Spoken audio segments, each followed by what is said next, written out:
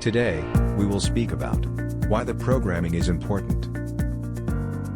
First, no need for a 4-year degree. Second, create anything you want.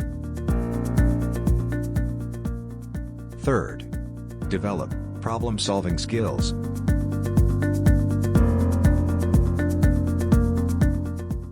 Fourth, understand how software works.